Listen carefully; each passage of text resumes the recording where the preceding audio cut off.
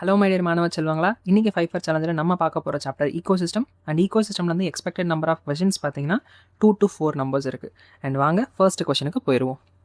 Which of the following equations rightly depicts net primary ப்ரொடக்டிவிட்டின்னு கேட்குறாங்க. And உங்கள் ஆன்சரை ப்ரிப்பேர் பண்ணிக்கோங்க. இதுக்கான சரியான answer option D, NPP = GPP - R.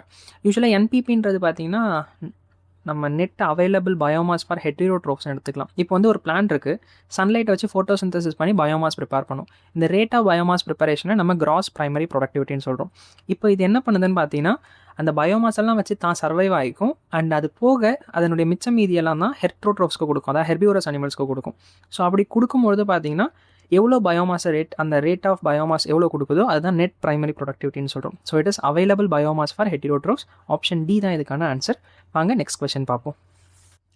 In an ecosystem, if the NPP of the first trophic level is 100 kilocalories per meter square per year, what would be the GPP of the third trophic level? சொல்கிறாங்க அது ecosystemல. So இந்த equations ஆர்எல்ஸ் இந்த question பார்த்தீங்கன்னா ரொம்ப சிம்பிளான question தான். 10% லாவை follow பண்ணும். As long as ஜிபிபியாக கொடுத்தாங்கன்னா நீங்கள் 10% லாவை எடுத்துகிட்டு போயிடலாம், தப்பே கிடையாது. ஆனால் இங்கே என்பிபி ஜிபிபின்னு ரெண்டும் மிக்ஸ் பண்ணும்போது இதை எப்படி சால்வ் பண்ணுறது அப்படின்றத நான் இங்கே காமிக்கிறேன். இப்போ ஃபஸ்ட்டு பார்த்தீங்கன்னா என்பிபி கொடுத்துருக்காங்க இல்லையா, என்பிபி அப்படியே மார்க் பண்ணிக்கோங்க. இது T1 லெவல், T1லேருந்து T2, T2லேருந்து T3 இதுதான் கேட்குறாங்க. T3யோடைய ஜிபிபி கேட்குறாங்க இல்லையா. இதை நீங்கள் எப்படி சால்வ் பண்ணணும்னா ரொம்ப simple. NPP of trophic level 1 will be equal to GPP of trophic level 2. இப்படி ஞாபகம் வச்சுக்கோங்க. இதனுடைய NPPயையும் இதனுடைய GPPயும் ஈக்குவலாக இருக்கும். அப்போ இதனுடைய NPP என்ன கொடுத்துருக்குறாங்க, 100 கிலோ கேலரிஸ்ன்னு கொடுத்துருக்காங்க per meter square per year. ஓகேவா, இங்கே 100னா இது NPP, இதனுடைய NPP இதனுடைய GPP ஈக்குவல் தானே. அப்போது இதனுடைய GPP 100 கிலோ கேலரிஸ். அப்போ இங்கே 100 கிலோ கேலரிஸ் அப்படின்னா இங்கேருந்து 10% லாவை கொண்டு போகணும்.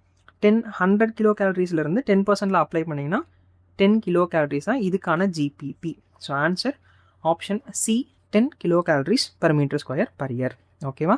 அண்ட் வாங்க தேர்ட் கொஸ்டின் பார்ப்போம்.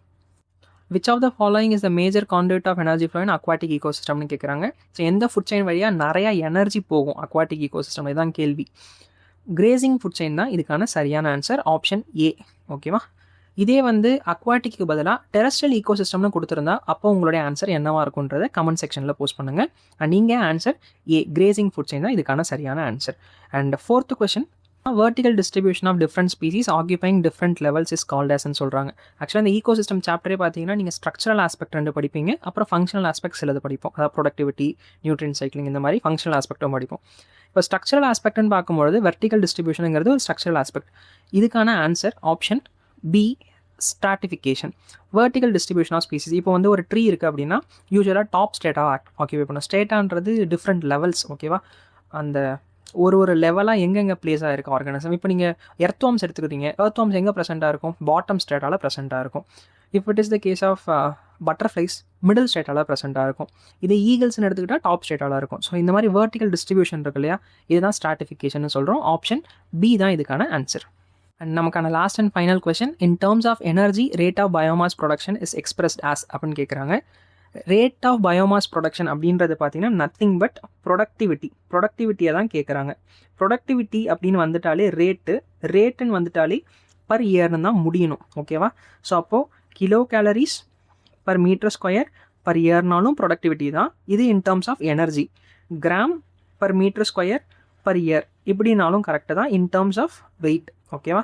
ஸோ இங்கே அவங்க கேட்குறது in terms of energy. So answer option C, kilo calories per metre square per year. ஓகேவா. இதே வந்து கொஷனில் ப்ரொடக்ஷன் அப்படின்னு கேட்குறாங்கன்னா ப்ரொடக்டிவிட்டி தான் நம்ம இங்கே பார்க்குறோம். ப்ரொடக்ஷன் ஒரு வேலை கேட்டிருந்தாங்க அப்படின்னா in terms of energy production is expressed as first option போயிருப்போம், kilo calories per metre square. In terms of weight production is expressed அஸ்னா செகண்ட் ஆப்ஷன் போயிருப்போம். In terms of energy rate of biomass production is expressed as, அதான் நம்ம இந்த C option போயிருக்கிறோம். இதே in terms of weight rate of biomass production அப்படின்னு கேட்டிருந்தாங்கன்னா fourth option போயிருப்போம். நமக்கான 5 கொஸ்டின் பார்க்குறதுக்கு முன்னாடி ஒரு ஸ்மால் அனௌன்ஸ்மெண்ட். இந்த என்டையர் 5 சீரிஸும் இந்த ஈகோசிஸ்டம் சாப்டரோட நம்ம கம்ப்ளீட் பண்ணுறோம். அண்ட் இந்த சீரிஸ் ஃபுல்லாக எனக்கு சப்போர்ட் பண்ண எல்லாருக்குமே ரொம்ப தேங்க்ஸ். வீடியோ பார்த்தவங்களா இருக்கட்டும், இல்லை லைக் பண்ணவங்களா இருக்கட்டும், ஷேர் பண்ணுவாங்க. அண்ட் அஃப்கோர்ஸ் சேனல் சப்ஸ்கிரைபர்ஸ் எல்லாருக்குமே ரொம்ப தேங்க்ஸ். அண்ட் எக்ஸாமுக்கு முன்னாடி எக்ஸாமினேஷன் டிப்ஸ் மாதிரி இன்னொரு வீடியோ போட முடிஞ்சால் போஸ்ட் பண்ணுறேன். இன்கேஸ் போட முடியலன்னா all the very best for your examination. எக்ஸாமை கான்ஃபிடென்ட்டாக அட்டன் பண்ணுங்கள். பேப்பர் டஃப்பாக வரும் ஈஸியாக வரும்லாம் ரொம்ப போட்டு குழப்பிக்க வேணாம். பேப்பர் டஃப்பாக வந்தது அப்படின்னா அது உங்களுக்கு மட்டும் டஃப்பாக வரப்போகிறது கிடையாது. உங்கள் கூட எக்ஸாம் எழுதுகிற அத்தனை லட்சம் பேருக்கும் டஃப்பாக தான் இருக்கும். ஓகேவா? அண்ட் ஒரு வேளை பேப்பர் ஈஸியாக இருந்துச்சுன்னா ஈஸியாக அட்டன் பண்ணிட்டு வாங்க. அண்ட் நீங்கள் போட்ட எஃபர்ட்டு, நீங்கள் போட்ட ஒர்க்கு எப்போவுமே it never goes unrewarded. Okay, hard work never goes unrewarded. And எக்ஸாமை கான்ஃபிடென்ட்டாக அட்டன் பண்ணுங்கள். Once again all the very best. And இப்போது உங்களுக்கான 5 கொஷின்ஸ்.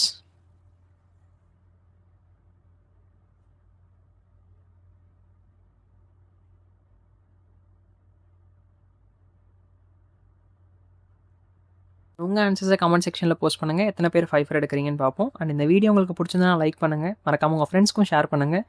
இன்னொரு வீடியோவில் இன்னொரு 5 சேலஞ்செலாம் இல்லை. இந்த இயர்க்கான 5 சீரிஸ் ஓவர். பயாலஜி ரிலேட்டடாக நிறையா வீடியோஸ் ஃப்யூச்சரில் போஸ்ட் பண்ணுறேன். இந்த 5 சீரிஸ் அண்ட் இந்த சேனல் உங்கள் 2026 நீட் ப்ரிப்பரேஷனுக்கு யூஸ்ஃபுல்லாக இருந்திருக்கும்னு நம்புகிறேன்.